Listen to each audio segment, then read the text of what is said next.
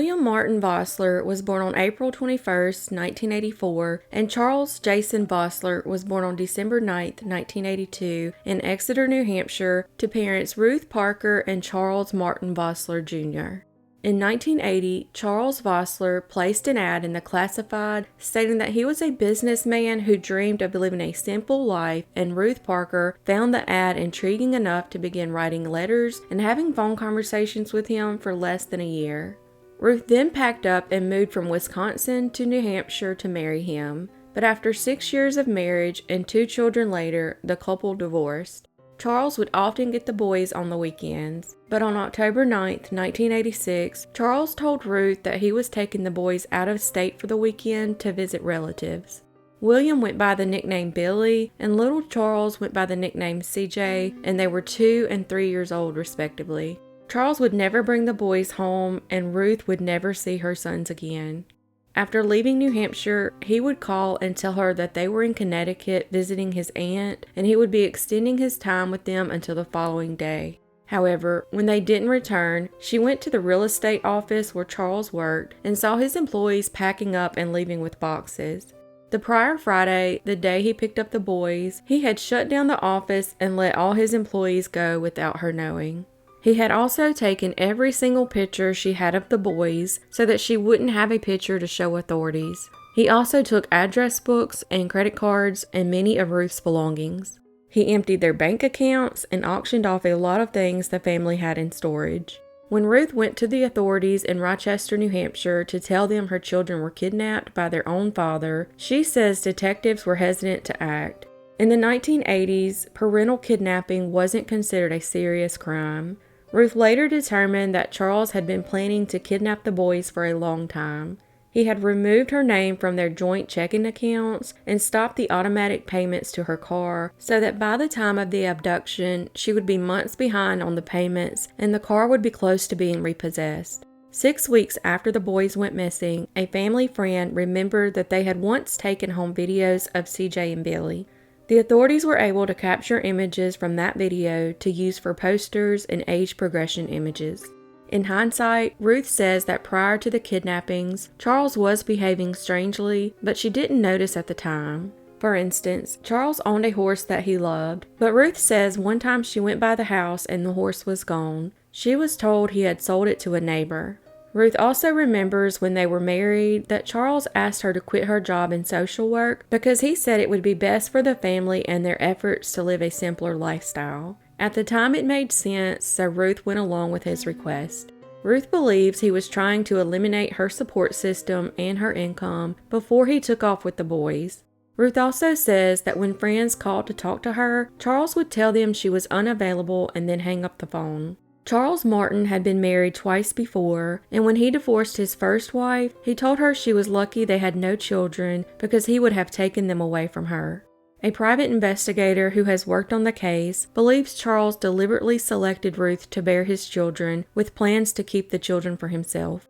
On February 5, 1987, the state of New Hampshire issued warrants for Charles Martin for interference of custody.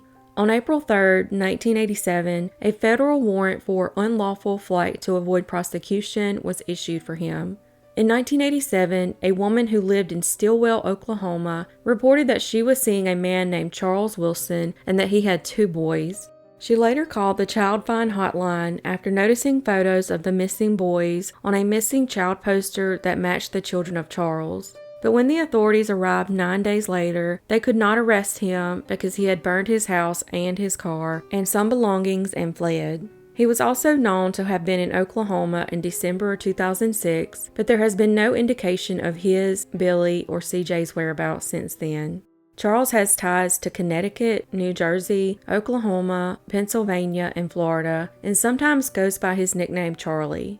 He may use the middle names Malcolm and or Martin, or the last names Amidon, Foster, and or Wilson. His actual date of birth is March 6, 1942, but he may use the alias dates of birth March 6, 1943, and or February 6, 1944. He also has a noticeable twitch in his right eye when he is stressed. He's described as Caucasian, 6'1" and 220 pounds, with blue eyes, brown hair, which may be grayed now. He would be 79 years old in 2021 and is wanted by the FBI for the abduction of the boys. If you have any information on this case, call 1-800-THE-LOST and there is a reward being offered. Billy and CJ were abducted 33 years ago. This is a new artist's perspective on Charles's age progression using real photos to age them. Billy and CJ's mother, Ruth, has a Facebook page dedicated to her sons called Ruth's Boys. She now lives in North Carolina and says she will never give up on finding her sons and still hopes to hear from them, but as of today, this case remains unsolved.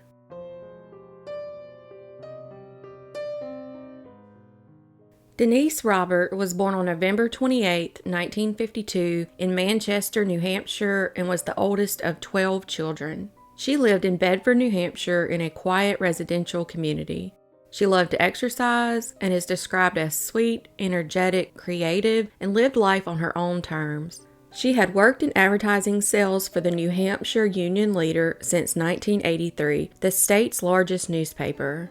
On August 30, 2015, 62-year-old Denise went to the Executive Health and Sports Center in Manchester, followed by trips to Vitamin World, Walmart, and Hannaford.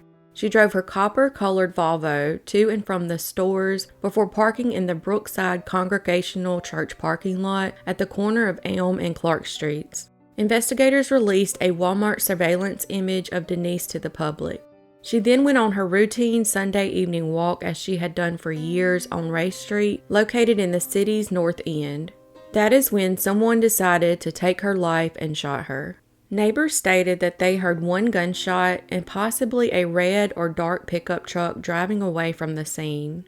A woman named Katie, a columnist for the Daily, told the Union Leader she was driving on Union Street between 8:30 and 8:45 p.m. when she saw what appeared to be a rusty and old pickup truck that had been driving east on Carpenter Street, speeding on Union Street. The driver of the truck is described as possibly a white male in his 20s to 30s with short cropped hair. In May 2017, police returned to the scene using metal detectors and a K9 and searched the grounds of a property near the crime scene. Denise's brother believes they were looking to recover the bullet that killed his sister. Later in 2017, investigators searched a home on Kendall Pond Road in Londonderry, New Hampshire, in connection to the murder, but no other details have been released. Her family and 11 siblings have never given up hope that their sister will get justice. There is still a $45,000 reward for information leading to the arrest and conviction of Denise's killer, but as of today, the case remains unsolved.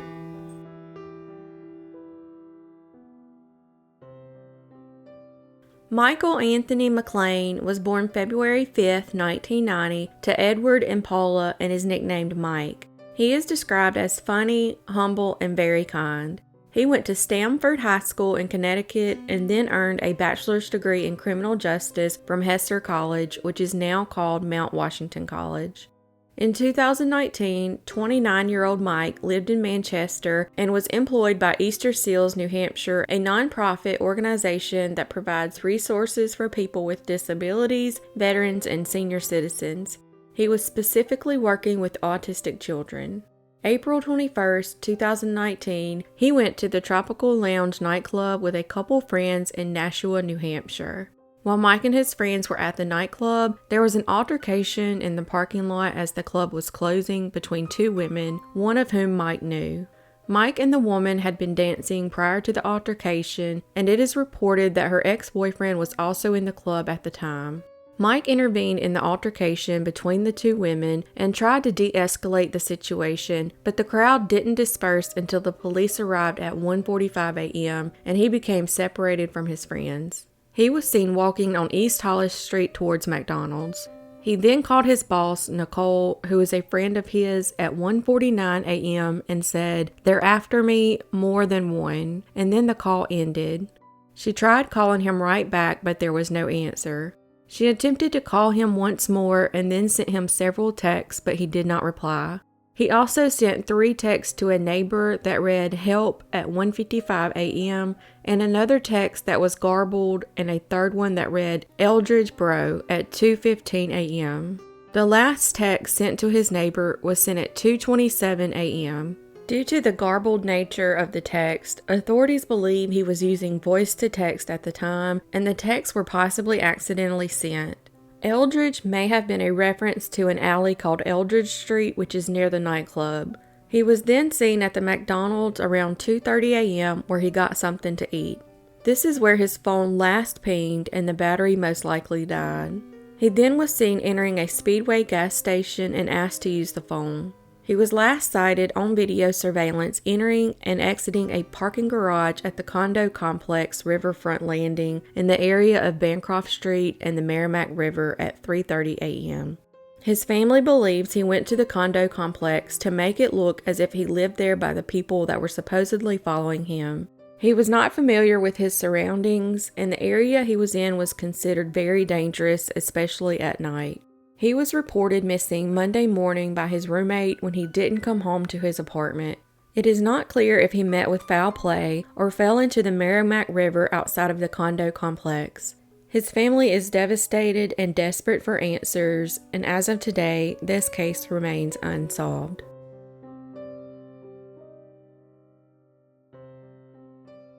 Curtis Pishon was born July 11, 1959, and went by the nickname Kurt.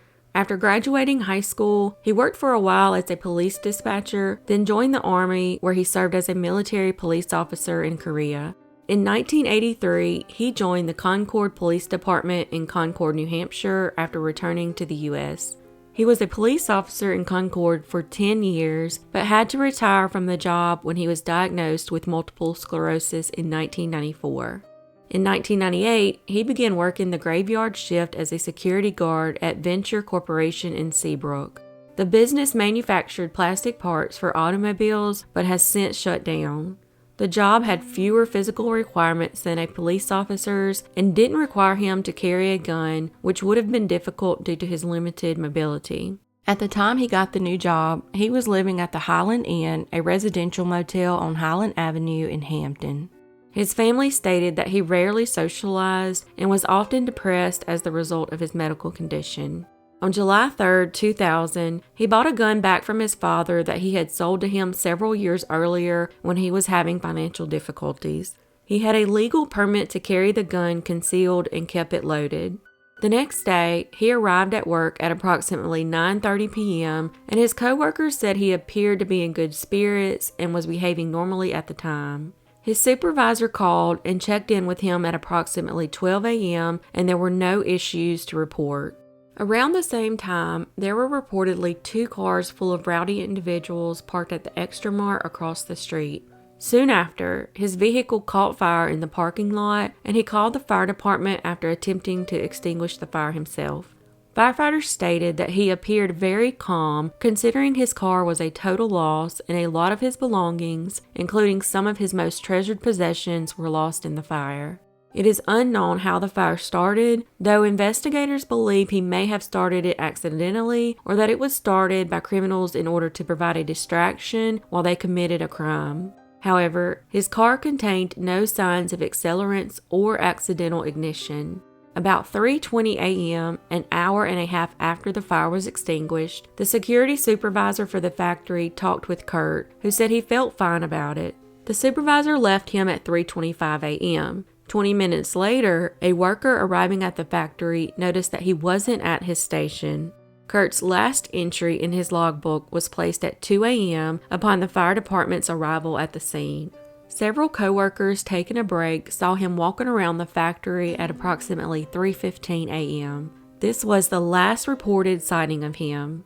About 15 minutes later, a night shift foreman noticed 2 vehicles speeding away from the factory. It's reported that a door had been kicked and 2 vending machines and a coin machine in the factory were damaged during his shift that night. It is suspected that the vandalism may have something to do with his disappearance. Kurt had recently told his family that he was concerned about possible illegal activity, including drug deals in Venture Corporation's parking lot. He told loved ones that he feared for his safety and stated that a co-worker had threatened to kill him over a parking ticket he had given him. The night of his disappearance, only about a dozen employees were working in the factory instead of the usual 100 due to the 4th of July holiday, and he was concerned because he had no backup in case anything went wrong on the job. The gun Kurt purchased from his father was located inside his apartment at the Highland Inn after his disappearance, and it was still wrapped in the paper bag his father had sold it to him in. His family does not believe he committed suicide, and there is no evidence to lead investigators to theorize he killed himself. There were no deliveries to the plant that night, and no taxis made pickups in the area at the time of his disappearance. The only calls he placed from the guard shack that night were to his mother. Multiple sclerosis would have made it difficult for him to have walked very far. His loved ones believe foul play was involved in his disappearance, and they believe he was abducted and murdered. A co-worker of his, Robert April, is considered a person of interest in his case. Multiple people reported that Robert allegedly bragged that he killed Kurt when he caught him stealing at the factory and then buried his body. Despite being named numerous times in local media as a suspect, he has never given an interview or made any public statements in an attempt to clear his name.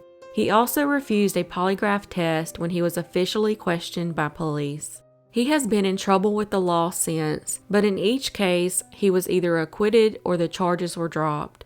It is speculated that 2 employees of the factory set Kurt's car on fire to create a diversion while they used forklifts to break into the vending and coin machines, but were caught by Kurt, which ultimately led to his murder. Recently, investigators have stated that information gathered over time has helped them piece together what happened, including the identity of the person they believed murdered Curtis, but a lack of witness testimony has kept the case from closing. Kurt was declared legally dead in April of 2008, but as of today, this case remains unsolved.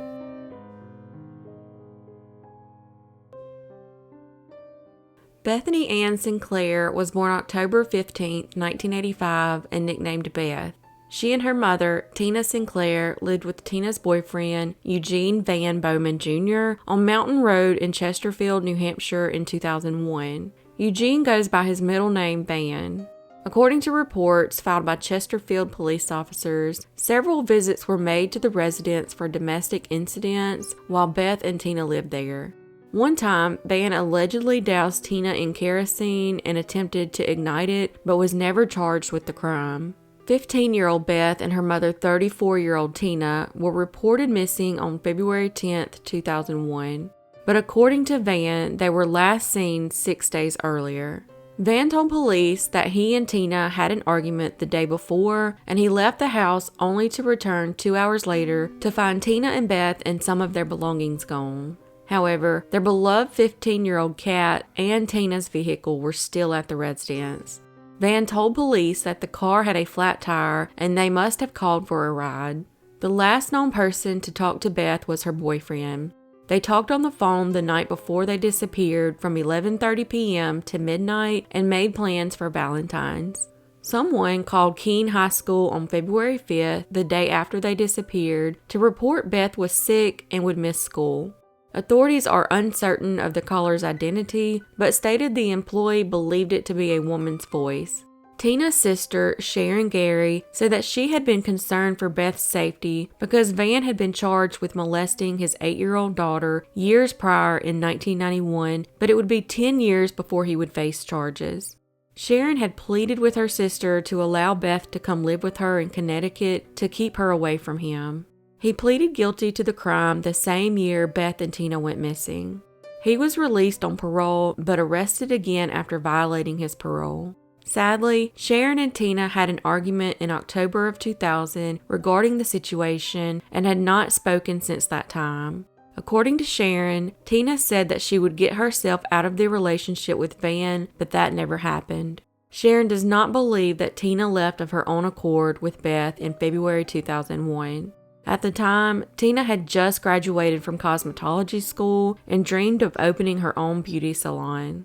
Beth's father, Tina's ex-husband, said he did not believe she would have left without telling anyone. There has not been any activity on Tina's bank account, cell phone, or credit card since her disappearance, and she never cashed her last paycheck. There has also been no activity on either of their social security numbers. Van's home bordered the Connecticut River, and he was seen on the river in his yellow Scat hovercraft at 4:30 a.m. on February 4th, just a few hours after Beth had hung up the phone with her boyfriend. However, an extensive search of the area produced no clues as to their whereabouts. Authorities suspect that foul play was involved in their cases. Suspiciously, Van has reportedly refused to cooperate with investigators. He has not been named as a suspect, but is being called a person of interest. When Sharon went to the home, she found a carving in the cement floor of the garage that must have been done when it was wet. It said Tina, Bethany, and Van with the date 2000 and a flower, but the names Tina and Bethany had been chipped away and Van has since sold the home. No one has been arrested in this case, and as of today, it remains unsolved.